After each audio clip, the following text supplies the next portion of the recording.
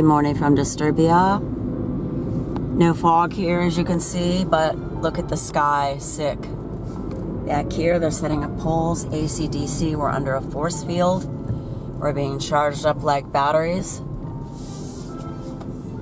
Under the glow ball, which is preparing mankind to take the mark of the beast, and has been ever since the Garden of Eden and Adam and Eve ate their baby, the fruit of their tree. Take a look at this. Here you got the orange, and here you got the pink and the blue. At some point, this blue and pink will switch. I've seen it happen so many times. There's no frost this morning. The sky was clear. There's no fog either. I'm assuming that they're going to be spraying the skies like crazy. Yesterday we had quite a bit of wind. Somebody talked about the frequencies that were going on in the sky. I'll tell you what, those wind turbines put frequencies directly into the air, and it heats the air that way. If the forces that should not be would stop spraying us, probably we would go into a deep freeze.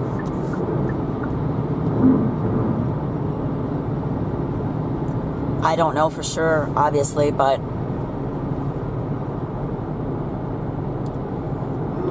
if you consider the fact that in the middle of July, almost every year when we have real beautiful clouds, for example, we get rain and 17 degrees. 17 degrees, we've already had that already this year. We've already had 17 degrees in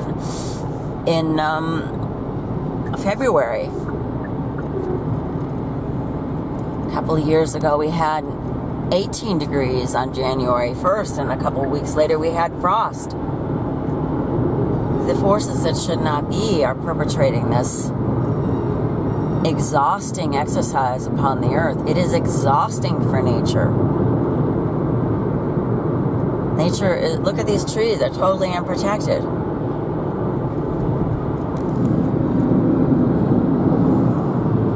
A lot of them are dead. They're taking up trees all the time.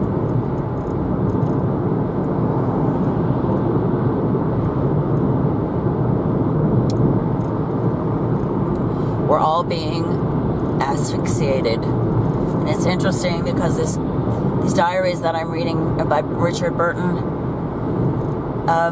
mention that we are being asphyxiated. Every now and again he'll say, well, if there's life on earth in 50 years because of the asphyxiation.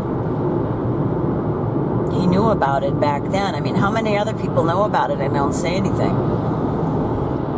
On the other hand, what good is talking about it if nobody can do anything about it or against it? Here's an electromagnetic compound. I don't know if you can see it very well from here. Either you've got a nuclear power plant or you have one of those, and you have these electric poles everywhere. Their lines go throughout all the earth, just like it says in the Bible about God's lines. Whatever God does, Satan thinks it can do better. Of course, what it's very good at is deceiving mankind into killing himself. Kill the fruit of your tree and eat it, and then you'll be like a god. Really? I mean, Adam and Eve's problem, especially Eve, they didn't ask enough questions. They just said, well, God told us not to do it. He said, oh, I'm the light bringer. I'm bringing you light.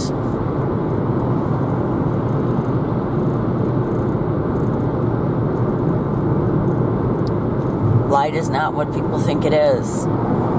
It's darkness. It's blinding. It will blind you. Remember that song by Manfred Mann, Blinded by the Light. He must have been a Luciferian too. All of them are. I was just looking into the Bee Gees the other day. I don't know how I got on that topic. No fog here, no frost, no nothing. Can you explain that? Clear sky, no fog. Normally we have a clear sky and fog, but today we don't. Well, what's going to happen? We don't know. It's the 29th. 2 and 9 is 11. 12, 13, 14, 15. Plus 4 is 15. Plus 1 for 2026 is 16 is 7. I mean, what does it mean? Full of sound and fury, signifying nothing. Who the heck knows?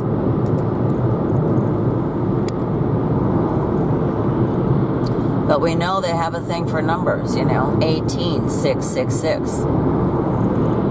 Anyway, the Bee Gees, I think the website is called Darkness into Light, something like that.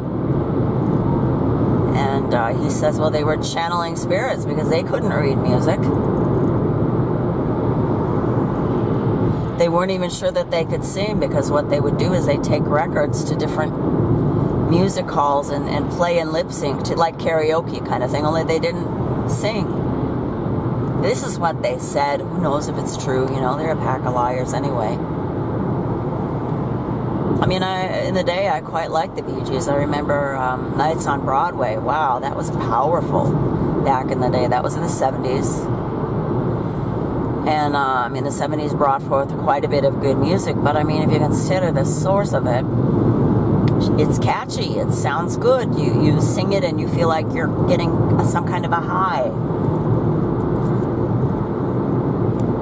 And yet it doesn't last long. Like all drugs, it wears off after a time and you need more and more and more and more.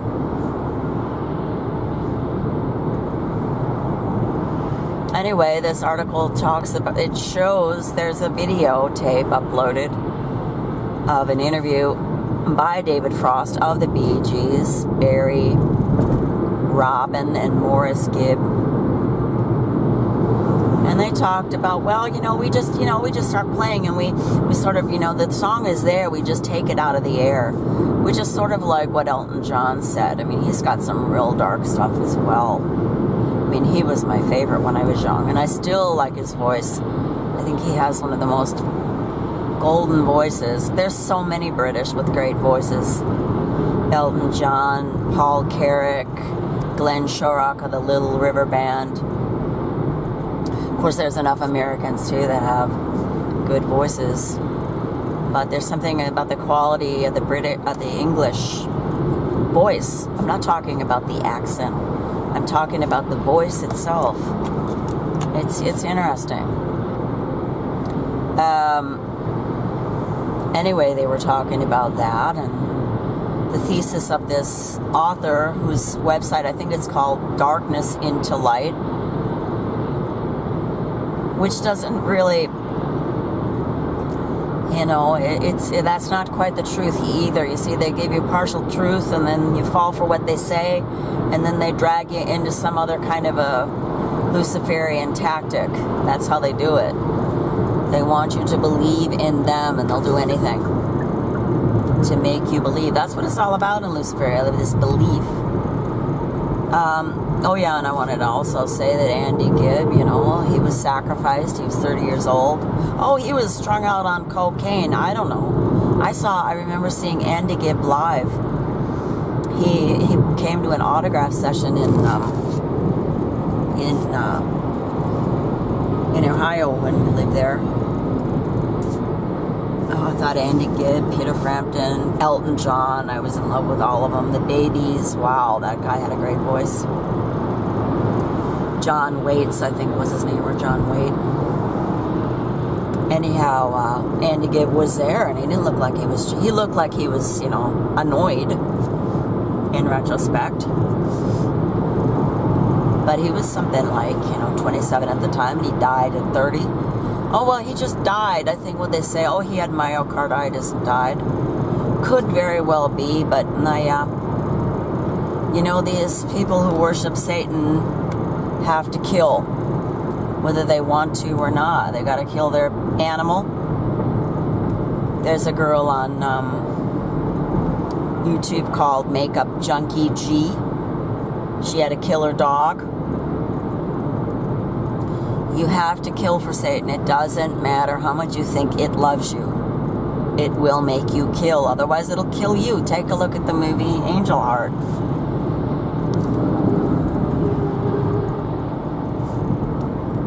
can run, but you can't hide. And Satan will, the Grim Reaper, will come after you one day. And anyway, Morris Gibb died. I think he was something like 52, 53 during an operation. Who else? Yeah, Robin. Robin was even younger, I think. And who survived it all? Who's alive today? Barry Gibb. B.G. It could have gone any other way. You never know with Satan, because Satan is arbitrary. And I'm sure its minions know that, but somehow they worship that thing anyway. I don't know why. Is it really the power of gold that makes them do it? I don't know. Dan Fogelberg's another one, you know. I mean, you could, you know, the list of names is endless. You could just go on and on. There's so many that worship the devil, thinking that, you know, they've got this sort of, you know, secret, and only they know it. Only they know Satan as it really is, you know. It's a liar, the father of lies, and a murderer from the very beginning. Why do people fool themselves? Probably because they get tricked, realize they've been tricked, and then they want to deceive somebody else just to make themselves feel better, just to get some sort of a, you know, I don't know what it does for them. Because I know that they're insatiable and they never stop, and the cruelty never ends with them. Look at Leo Carhart, the abortionist. Finally he died. Finally, he was over 80.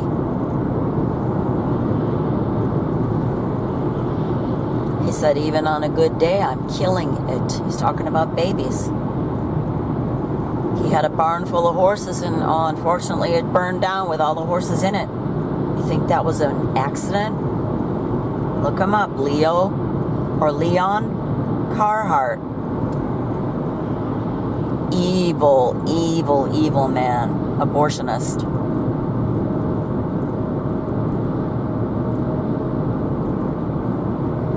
Anyhow,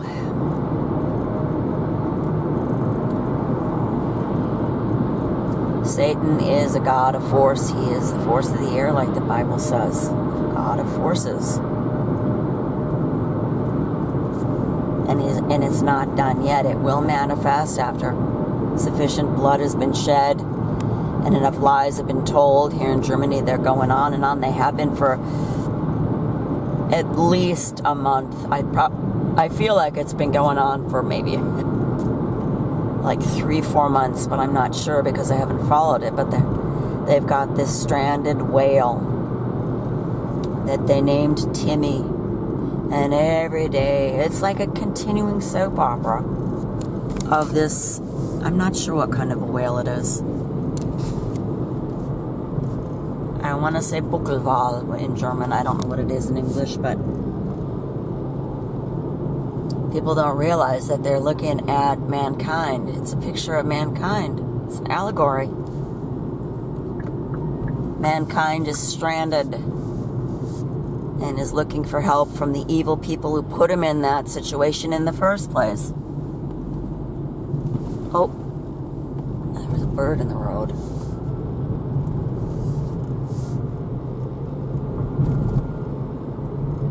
Like it's some kind of homeopathy.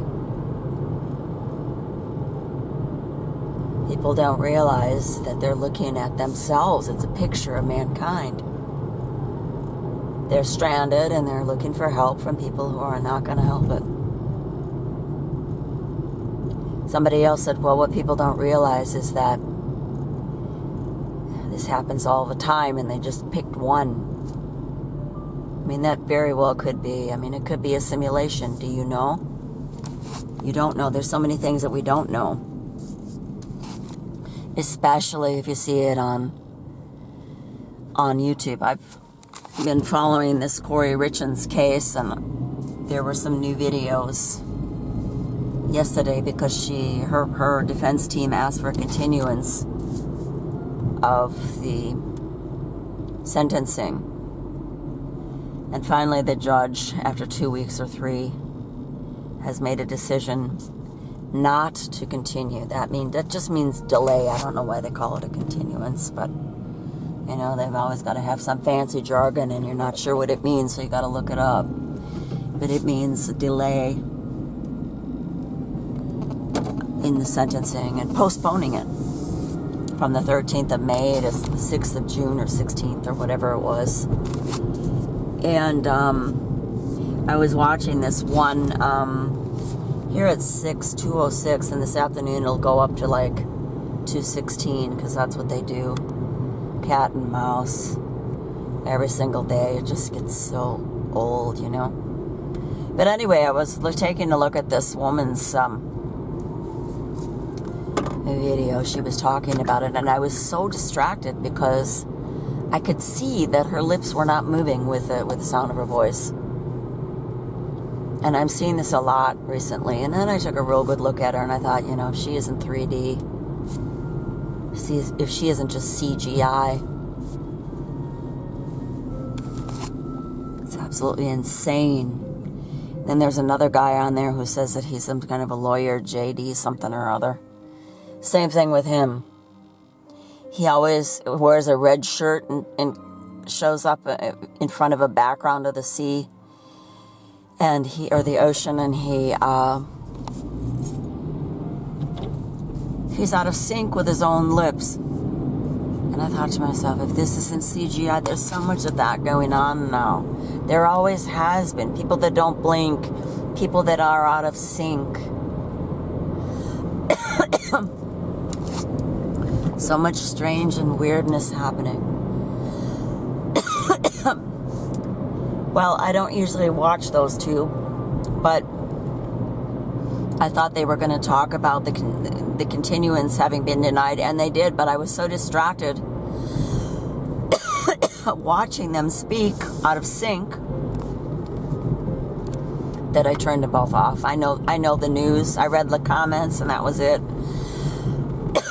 Now my cough is starting up. So I think I'll end this video. Don't be fooled, folks. The man of sin is coming.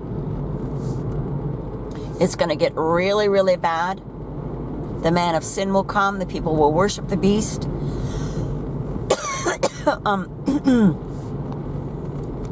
It will rule for 1 hour. 40 days plus minus. Now they're starting spring. And he'll come with all kinds of promises of youth and never dying and all this other stuff, just like they did during Corona. Get vaccinated, and chances are, even if you get Corona, it won't be as bad as if you hadn't gotten the vaccine. This time they're going to say, get it and live forever. But it will mean certain death.